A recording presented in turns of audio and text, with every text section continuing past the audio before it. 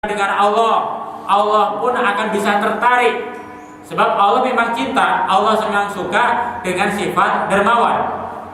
Dan sifat dermawan pun akan mendorong dia, memberikan kekuatan kepadanya untuk bisa menarik manusia. Memang manusia pun suka dan cinta dengan sifat dermawan ini. Apalagi surga. Surga senantiasa rindu kepada mereka-mereka yang senantiasa bermajelis karena Allah, mereka saling bersahabat karena Allah, dan saling berdermawan, saling bersedekah, yaitu karena Allah Subhanahu wa Ta'ala. Dan sifat dermawan ini akan jauh dari api neraka. Sebaliknya nanti adalah al-bakhil. Kemudian yang kedua, dalam hadis ke-26 bahwa Rasulullah SAW menyatakan al-jahilus safi, orang yang bodoh tapi dia dermawan. Ilmu agamanya tidak seberapa, tapi dia dermawan. Itu ahabbu ilallah, lebih tercintai oleh Allah Ta'ala min alimin bakhilin, dibandingkan orang yang alim, ilmu segudang tapi dia bakhil.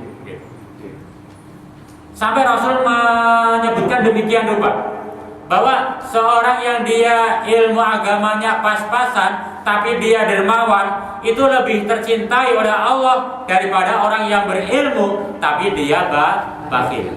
Ini menggambarkan tentang keutamaan yaitu orang yang dermawan. Nah, bagaimana yang terbaik? Yang terbaik adalah alimun sakhiyun. Dia berilmu, mengamalkan ilmunya, dermawan pula.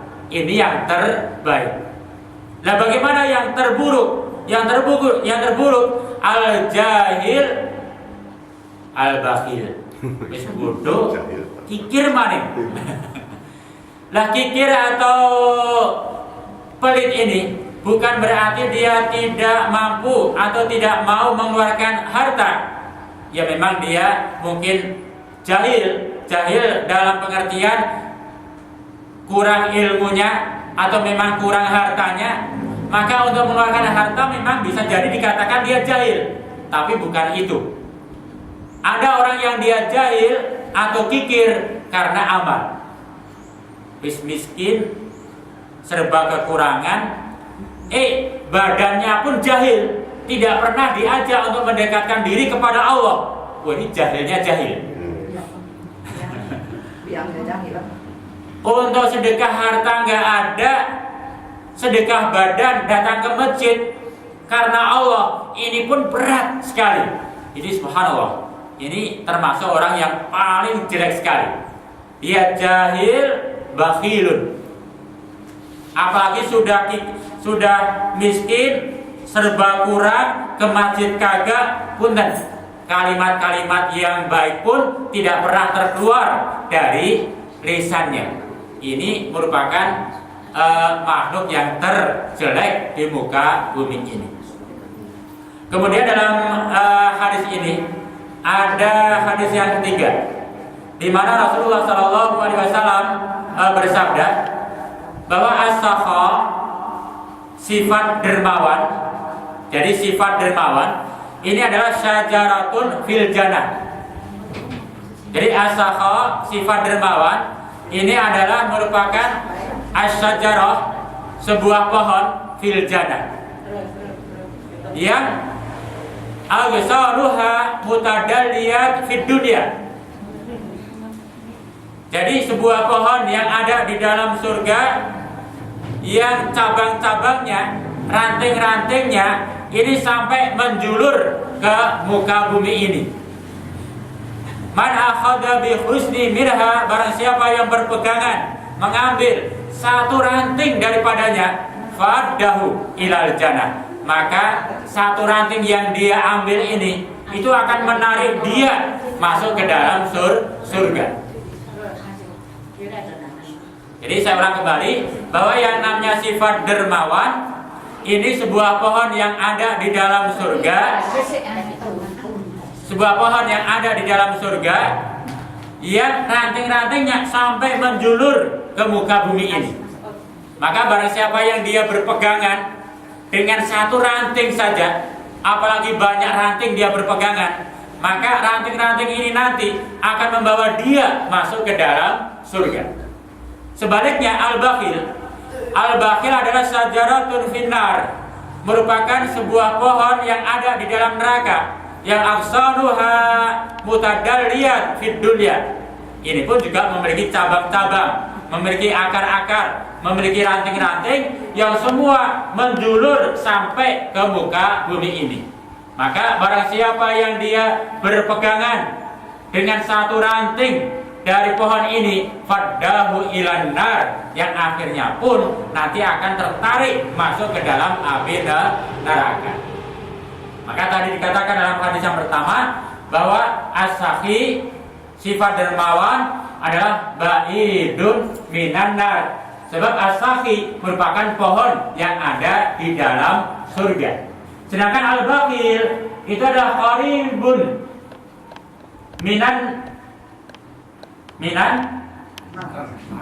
qarib minallah, tapi ba'idun minan nar. Bakhil itu adalah sebuah pohon yang letaknya dalam neraka. Maka ini mendekatkan dia ke dalam api neraka. Ini sering kita sampaikan, bahkan dalam hadis yang keempat pun telah kita sampaikan bahwa as-sodaqah, sodaqah itu gambaran nyata orang yang askia ini. As-sodaqah a'malul askia. Berderma, bersodaqah atau berinfak, membantu orang lain, ini perbuatan orang-orang yang askia, memiliki sifat dermawan.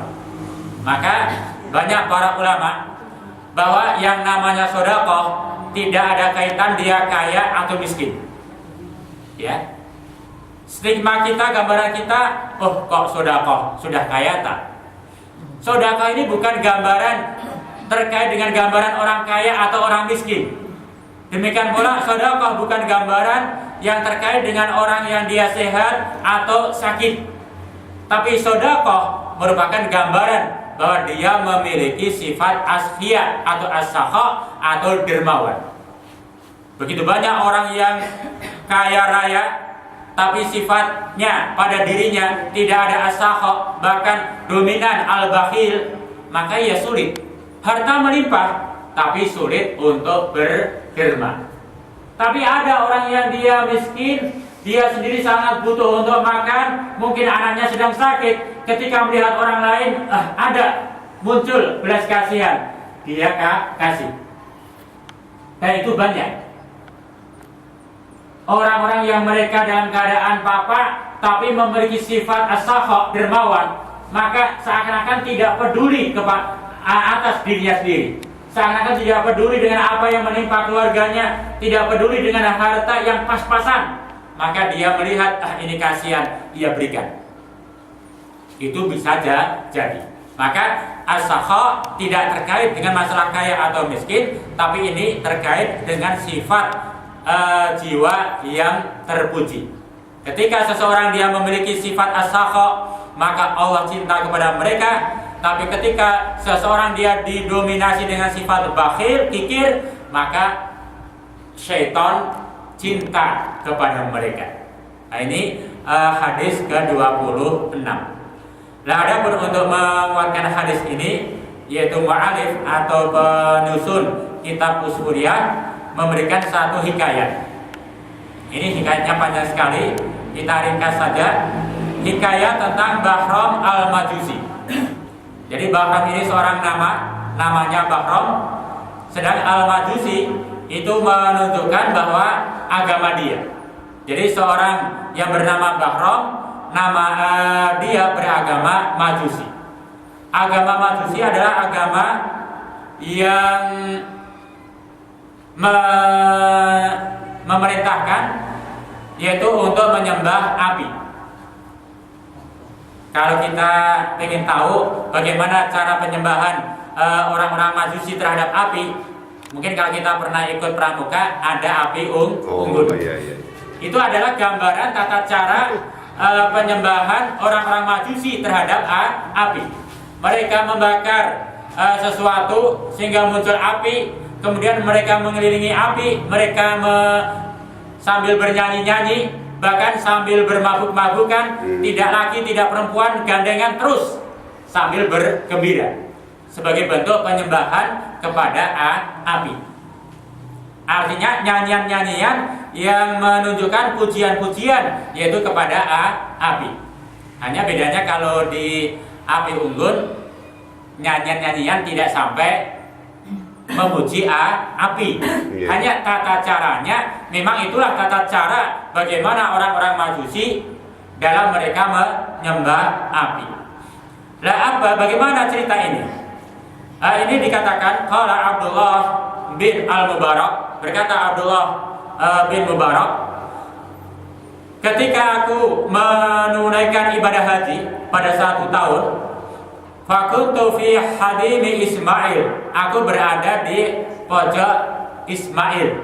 Hadim Ismail ini yang dikenal kita yaitu Hijir Ismail. Aku berada di ruangan Hijir Ismail. Kemudian aku tertidur di dalamnya. Di dalam tidurku aku melihat yaitu Rasulullah Shallallahu Alaihi Wasallam. Qala, di mana Rasul bersabda, "Idza raja'ta ila Baghdad fadkhul fi mahallih kada wa kada watlub Bahram al-Majusi waqra'uhu minni assalam wa qul lahu innallaha ta'ala radin anka." Jadi Abdullah bin Mubarak ini seorang tabi'in, seorang ulama besar. Ketika menunaikan ibadah haji di 1 tahun, dia berada di Hijir Ismail, tertidur dia. Dalam tidurnya dia bermimpi Rasul Sallallahu Alaihi Wasallam. Dan dalam mimpi itu Rasul berkata kepada Abdullah bin Mubarak ini, "Ya Abdullah ibn Mubarak, jika engkau nanti pulang ke Baghdad, maka masuklah engkau ke kota ini, kampung ini disebut oleh Rasul. Dan carilah di sana seseorang yang bernama Bahram al-Majusi. Sampaikan salamku kepadanya dan katakan kepadanya bahwa Allah ridho kepadamu." Yaitu ridho kepada Bahram al-Majusi ini. Kemudian setelah ini Abdullah ibn Mubarak dia terbangun dari tidurnya, kemudian dia mengucapkan la haula wala quwata illa billahil aliyil azim. Kemudian dia menyangka ini adalah mimpi dari setan ini. Maka masa Rasul dalam mimpi dia berkata nanti mencari seseorang yang dia adalah Majusi, dan Rasul berpesan agar salamnya disampaikan kepadanya dan berpesan bahwa Allah ridho kepada orang Majusi. Wah, ini setan ini. Itu dalam bayangan dia. Kemudian dia segera ambil air wudhu, kemudian dia sholat, kemudian dia melakukan tawaf mengelilingi Ka'bah. Masya Allah, kata dia. Ketika dia sudah sedemikian rupa, dia kecapean, tertidur lagi. Tertidur lagi. Yang kedua kali. Kemudian dalam tidurnya pun sama, mimpi yang sama tadi, bahwa Rasulullah Shallallahu Alaihi Wasallam berpesan kepada Bahram, "Ya Bahram, ketika engkau nanti pulang ke Baghdad, maka datanglah ke kampung ini dan cari seseorang bernama Bahram al-Majusi. Sampaikan salamku kepadanya dan katakan kepadanya bahwa Allah ridho kepadamu." Kemudian bangun lagi sama, mengucapkan la haula wala quwata illa billahil aliyil azim. Wah, ini mimpi dari setan. Ambil air wudhu lagi, dia sholat, kemudian tawaf lagi mengelilingi Ka'bah. Kecapean lagi, tidur lagi.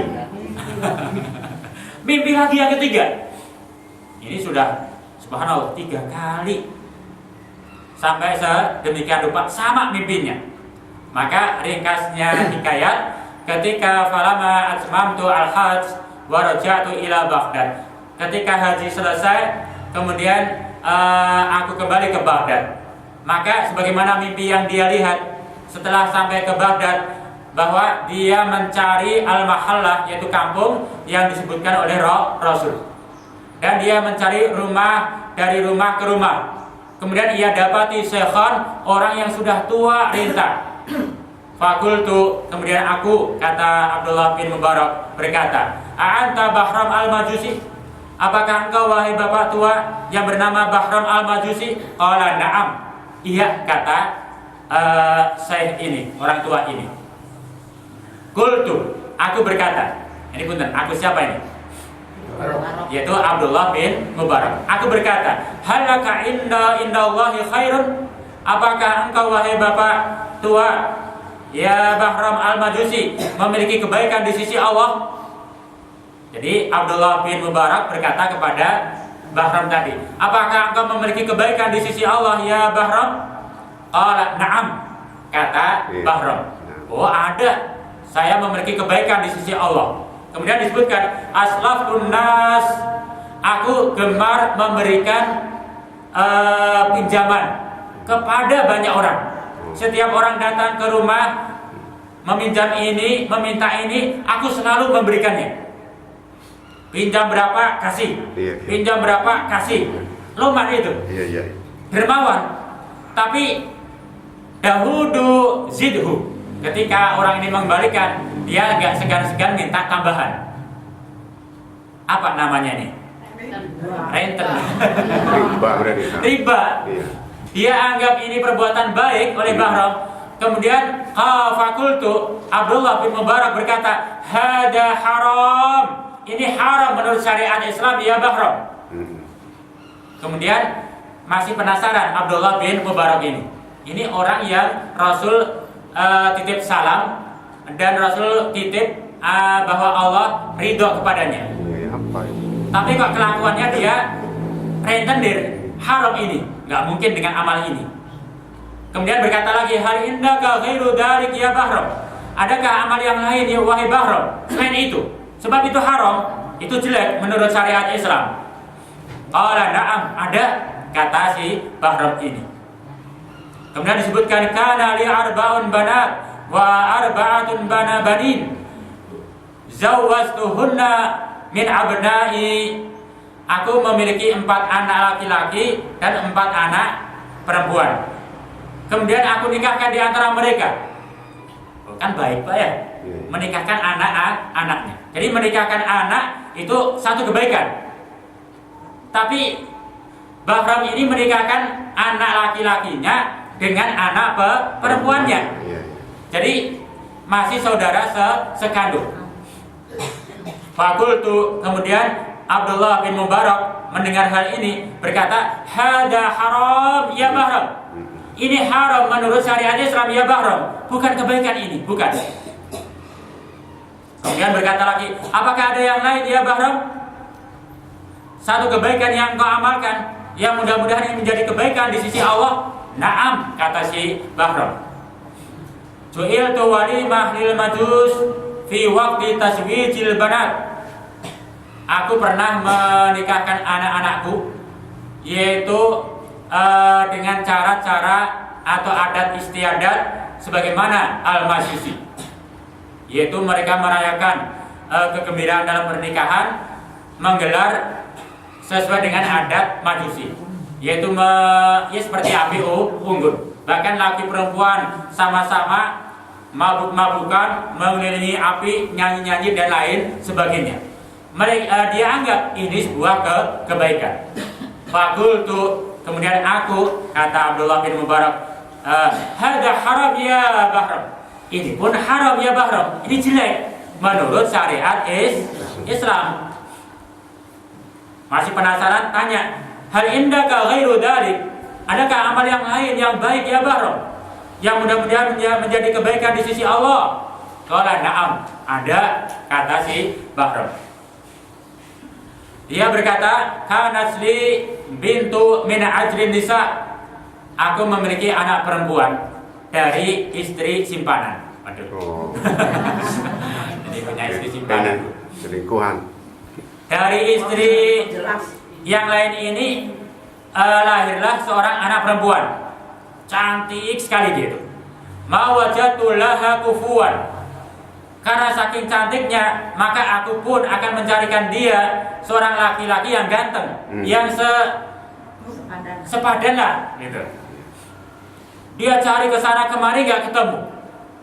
Maka akhirnya fazawwastuha min nafsi, ya aku nikahi sendiri. Kata bagus. Dia anggap ini kebaikan. Dia menikahi anak kandungnya sendiri dari istri gelapnya. Ini satu kebaikan kata dia.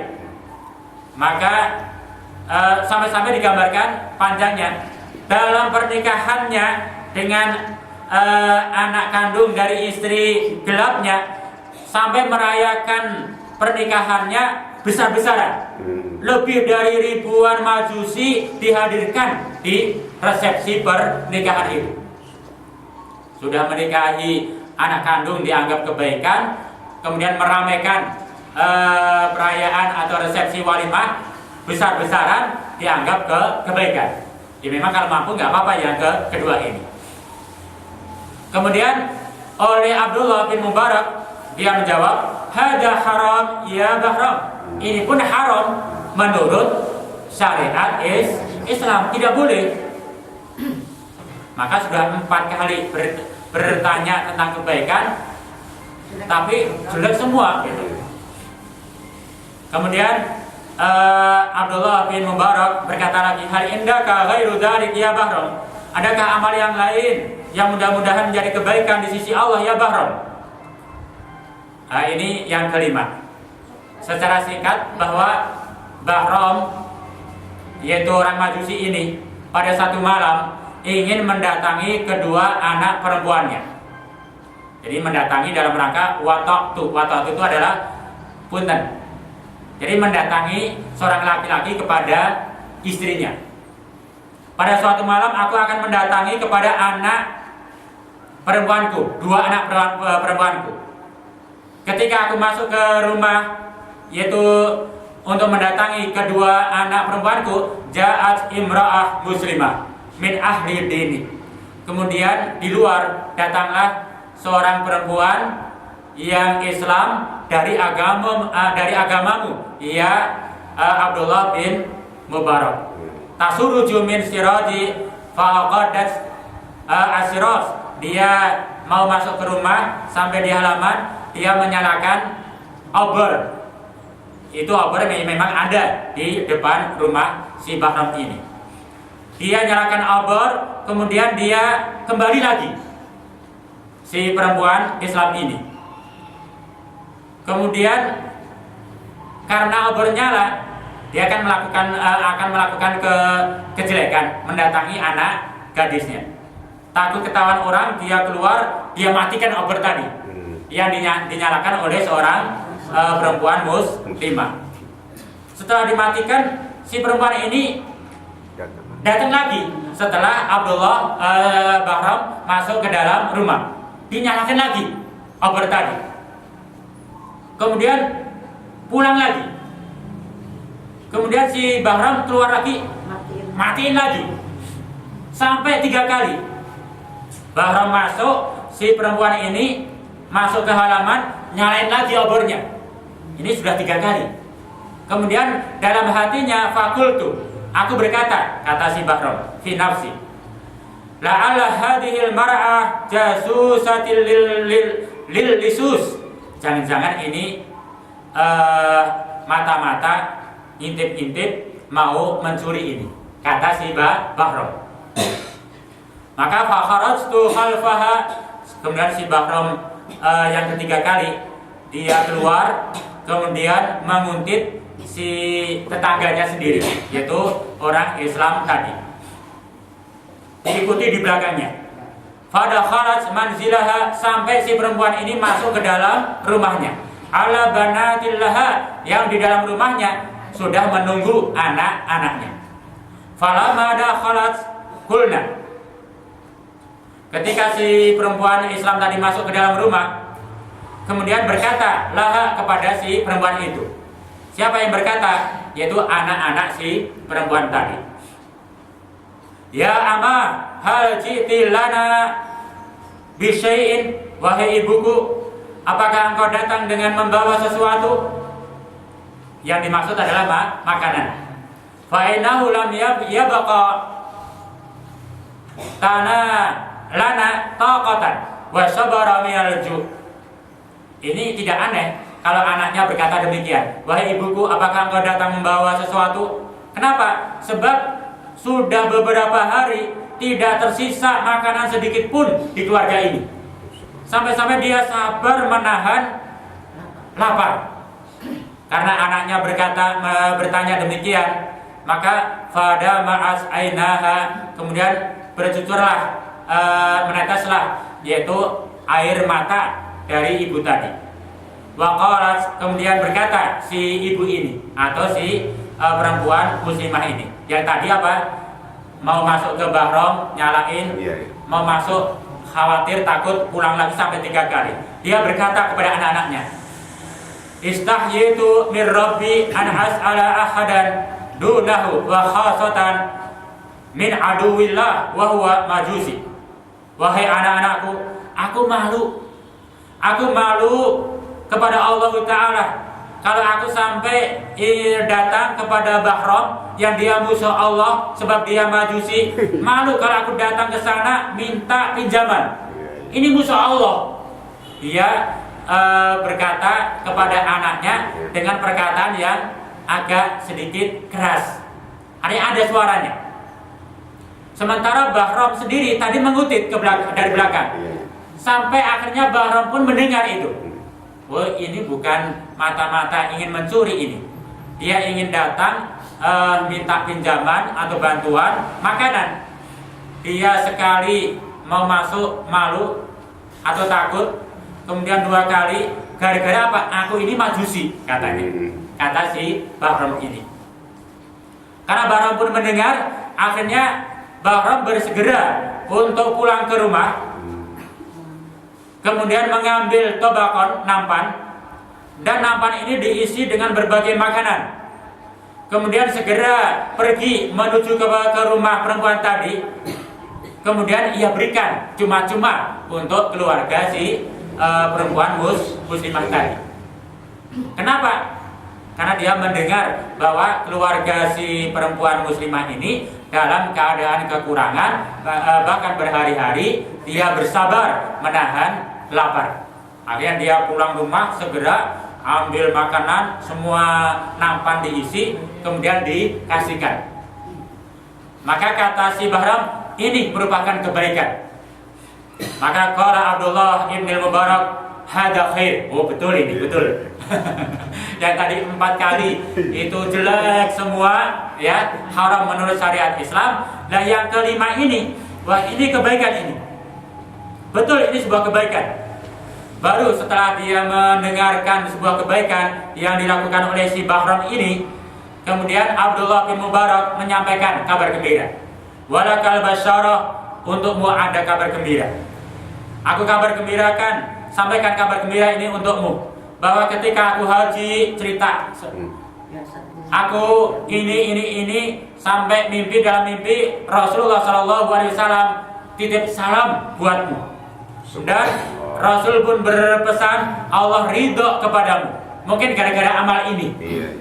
Maka ketika mendengar cerita ini, faqala, kemudian Bahram spontan mengucapkan asyhadu alla ilaha illallah wa asyhadu anna Muhammadan abduhu wa rasuluhu. Spontan itu.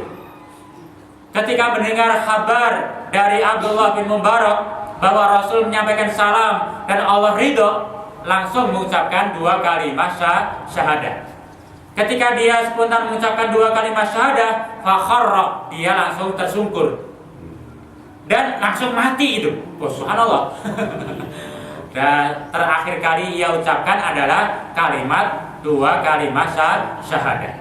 Maka karena dia mati dalam keadaan mengucapkan 2 kalimat syahadah oleh Abdullah bin Mubarak dan teman-temannya, dia dikubur sesuai dengan syariat Islam. Dimandikan, dikafani, disolatkan, dan dikubur di kuburan kaum muslimin. Nah, ini satu hikayat yang amat fenomenal. Ini banyak para ulama mengambil pelajaran bahwa kita jangan semena-mena dengan siapapun. Sekalipun itu adalah musuh kita, tapi dia tetangga, walaupun dia tetangga non-Islam, bahkan dia musuh kita, banyak keburukan-keburukannya, jangan ada prasangka-prasangka buruk kepadanya, atau jangan melakukan dia sebagai orang yang terburuk di muka bumi ini. Bisa jadi dia nanti akan mendapatkan hidayah Allah Ta'ala di akhir hayatnya, dan dia masuk ke dalam surga. Itu gambaran yang sangat penting sekali. Artinya sekalipun kita banyak amal soleh yang kita lakukan belum final. Finalnya nanti adalah apakah kita husnul khatimah ataupun su'ul khatimah. Tapi yang namanya al-maut merupakan rahasia Allah Ta'ala. Maka alangkah baiknya kita senantiasa menjaga, dan mudah-mudahan dengan kita selalu menjaga amal ini, kita mati dalam keadaan husnul khatimah. Kemudian Abdullah bin Mubarak dia berkata, "Ista'malu as-sakha ma'a khalqillahi ta'ala khairan fa innahu yanqilul a'da ila darajatil ahibbai." Hendaklah kalian semua, kata Abdullah bin Mubarak, yaitu selalu berbuat dermawan kepada semua makhluk Allah di muka bumi ini. Ini merupakan sebuah kebaikan. Bisa jadi dengan kedermawanan kita kepada musuh-musuh Allah di muka bumi, maka musuh itu akan berbalik menjadi teman yang dekat kepada kita, teman yang sangat kita cintai, dan dia pun sangat mencintai kita. Itu dengan sifat dermawan kita. Nah, ini hadis ke-26. Nah, untuk ini ada satu hikayat lagi, kita persingkat saja. Yang mudah-mudahan dengan hikayat kita akan bisa mengambil ibrah. Ada seorang syekh, yaitu Syekh Junaidi Al-Baghdadi. Dia bercerita pada suatu hari berdiri di depan rumahnya, yaitu seorang pengemis. Oleh Syekh Junaidi, ini pengemis nggak tanggung-tanggung, umurnya masih muda, fisiknya masih sehat, badannya kuat. Maka oleh Syekh Junaidi Al-Baghdadi, dia heran, ini masih muda, sehat, kuat, kan sepantasnya kerja, malah minta-minta di depan rumahnya. Syekh Junaidi banyak prasangka buruk. Yang prasangka buruk merupakan gambaran ghibah kepada orang lain. Mungkin ini seorang syekh. Mungkin kalau kita datang ke rumah seorang pemuda masih gagah, apalagi pakai pakaian yang bersih, minta-minta, apa yang kita lakukan? Yang namanya syekh saja ada prasangka buruk kok. Ini masih muda, kuat, masih sehat, bisa kerja, kok minta-minta. Ada prasangka buruk. Ini apa ini? Kemudian oleh syekh pun dikasih, tapi dia ngasih sambil ada prasangka buruk. Ngasih, tapi ada prasangka buruk. Lah pada suatu malam harinya, ketika syekh tidur, dia melihat ada hidangan yang banyak sekali di depan dia, dan ditutup oleh kain kafan. Kemudian ada suara, "Ya Syekh Junaid, buka itu, tutup hidangan, dan silakan dimakan itu hidangan. Lezat sekali." Ada suara dalam mimpinya. Kata Syekh, "Wah, enak nih. Ini bukan kecil, besar itu, panjang lagi, ditutup dengan kain putih. Wah, ini makanan yang super, hebat, besar, nikmat." Setelah oleh saya dibuka dalam mimpinya, nggak taunya ini adalah mayat yang terbujur kaku di dalamnya, bukan hidangan. Heran dia, Syekh ini. Sampai saya berkata, "Ya Allah, mengapa Engkau perintahkan aku untuk memakan hidangan yang berupa mayat manusia ini?" Kata Syekh ini. Sampai berulang-ulang, "Ya Allah, mengapa Engkau suruh aku untuk memakan hidangan berupa mayat yang terbujur kaku di depan saya ini?" Kemudian ada suara menggelegar yang bisa didengar oleh Syekh. "Bukankah engkau tadi siang telah memakan bangkai manusia?" Sampai berulang-ulang, ya Syekh, bukankah engkau tadi siang telah memakan bangkai manusia? Tidakkah itu nikmat bagimu tadi siang? Kemudian dalam mimpinya saya berpikir, apa benar tadi siang saya makan bangkai mayat? Kemudian ingat, oh tadi ada pengemis datang, dia masih kuat, sehat, ya saya kasih, tapi ada prasangka buruk. Ini ghibah namanya. Lalu ghibah, prasangka buruk, ini ibarat dia telah memakan bangkai saudaranya. Maka ketika pagi hari dia setelah bangun, dia segera untuk mencari si pemuda tadi. Kemana dia cari, ke kota keliling terus cari.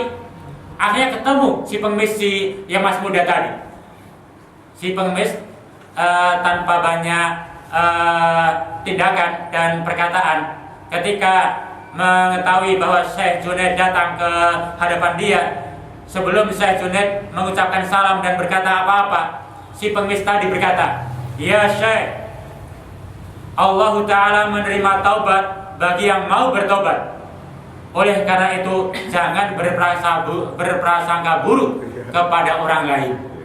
Ini belum berkata apa-apa, Syekh, sudah dikasih nasihat. Cerita tahu-tahu sudah nggak ketemu itu orang. Ini bisa jadi orang Allah mengutus dia untuk menguji dia, apakah dia memiliki sifat dermawan atau tidak. Ini Syekh benar ya. Kayaknya kalau kita ada Pusmah, sana masih sehat, seger, sana terus diusir, penai beli, ada prasangka. Ini kan subhanallah ini. Ini seorang Syekh yang dia diuji oleh Allah, dia pun ngasih, tapi ada prasangka dalam hatinya. Ini ibarat dia memakan daging.